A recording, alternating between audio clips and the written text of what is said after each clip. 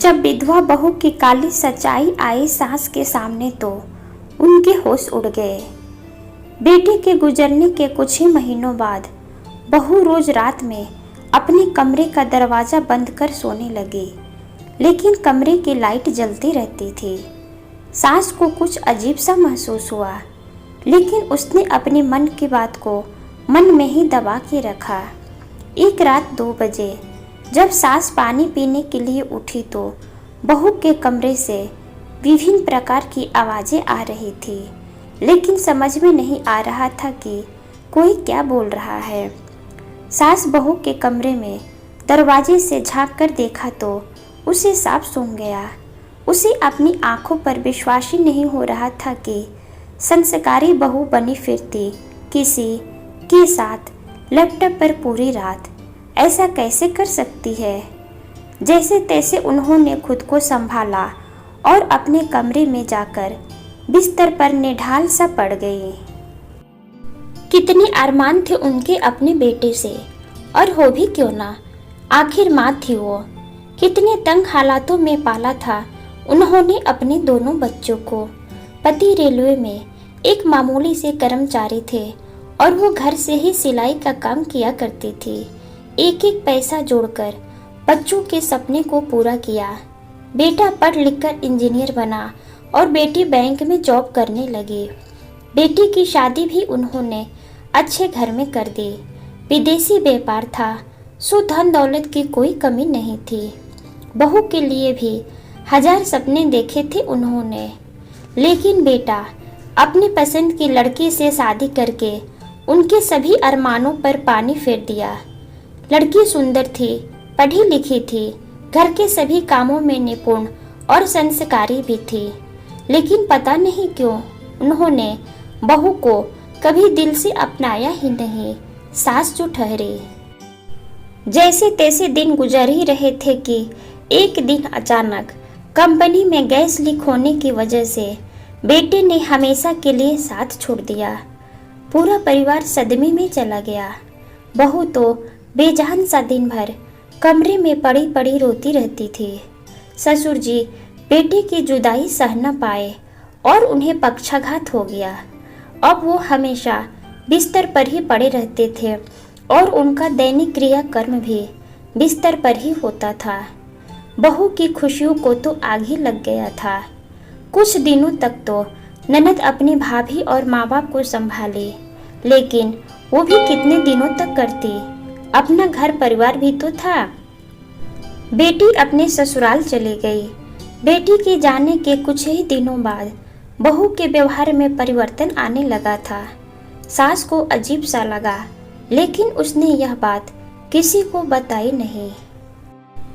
और आज रात में यह सब कुछ देख उन्हें विश्वास ही नहीं हो रहा था कि बहू कभी भी ऐसा कर सकती है। इन्हीं ख्यालों में खोई हुई कब सुबह हो गई उन्हें पता ही नहीं चला। उन्होंने तुरंत बेटी को फोन लगाया और बिना कुछ बताए घर पर जल्दी से बुलाया। अकारण इस तरह अचानक बुलाए जाने पर बेटी आनन फानन में घबराई हुई सीधे माँ के कमरे में पहुंची। माँ, क्या बात है? इस तरह से अचानक आपने मुझे क्यों बुलाया? पापा तो ठीक है ना, या फिर भाभी को कुछ हुआ है? बेटी ने एक ही बार में माँ से कई सवाल पूछ डाले। तब माँ ने पूरी रात का घटनाक्रम मिर्च मसालों के साथ बेटी को सुनाई। हे भगवान, ऐसा दिन दिखाने से पहले मुझे ही क्यों नहीं उठा लिया? क्यों मेरे बेटे को अपने पास बुलाए? कम से कम खानदान की इज्जत तो बच जाती। इतना कहकर वो अपना माथा पीटने लगी। अपनी माँ की सारी बातें सुन बेटी जोर से ठहाके मारकर काफी देर तक हंसती रही। फिर उसने लंबी सांस ली और अपनी माँ से बोली, माँ, अपने चश्मे पर पड़े भाभी के प्रति नफरत का धूल हटाइए और एक बार उन्हें अपनी बेटी के नज़रों से देखिए। दरअसल मैं ही आपके दामाद जी से कहकर भाभी को एक विदेशी कंपनी में काम दिलवाई हूँ। भाभी तो पहले नौकरी करने से साफ मना कर दी, लेकिन फिर पापा की बीमारी और घर खर्च के बारे में सोचकर वो वर्क फ्रॉम होम करने के लिए राजी हो गए। फिर उन्होंने इनकी पहचान की एक कंपनी में नौकरी के लिए अप्लाई किया। इनकी योग्यता को देखते हुए कंपनी ने इन्हें काम पर रख लिया। चूँकि कंपनी विदेशी है, इसलिए उन्हें रात में काम करना पड़ता है और उनके कमरे से भी कभी कभी सहयोगी पुरुषों की आवाज़ आती है, जिसे आपने उस रात सुना और गलतफहमी का शिकार हो गए। मैं आपसे यह बात इसलिए नहीं बताई क्योंकि आप पहले से ही भाभी से नफरत करती हैं। उनके मन की भावनाओं को आप कभी समझने की कोशिश भी नहीं करती। भैया के जाने के बाद वो एकदम से टूट गई थी, इसलिए मैं उन्हें नौकरी दिलवाई ताकि उनका ध्यान अपने काम में लगा रहे और घर का खर्चा भी निकलता रहे। माँ, एक बार आप भाभी को प्यार करके तो देखिए। उन्होंने आपके और पापा के लिए इस वीरान भरी जिंदगी को चुना। वो चाहती तो भैया के गुजरने के बाद अपने मायके जा सकती थी या फिर दूसरी शादी भी कर सकती थी, लेकिन उन्होंने ऐसा कुछ नहीं किया। जब मैं इस बारे में उनसे बात की तो उन्होंने यही कहा कि वो इसी घर में रहकर भैया के अधूरे सपने को पूरा करेंगे। आप लोगों को कभी बेटे की कमी नहीं महसूस होने देंगे। बेटा और बहू दोनों का फर्ज निभाएंगे।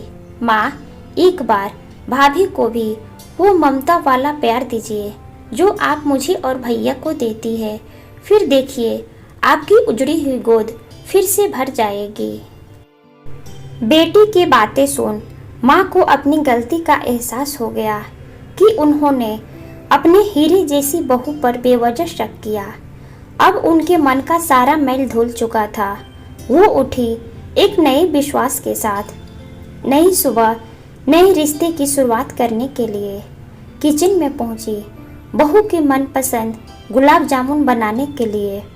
इन सभी बातों से अनजान बहू अपने कमरे में सो रही थी और इधर बेटी आंगन में तुलसी के पौधे के पास खड़ी मंद मंद मुस्कुरा रही थी। आशा करती हूँ यह छोटी सी कहानी आपको ज़रूर पसंद आई होगी और इस कहानी से आपको कुछ न कुछ नया ज़रूर सीखने को मिला होगा।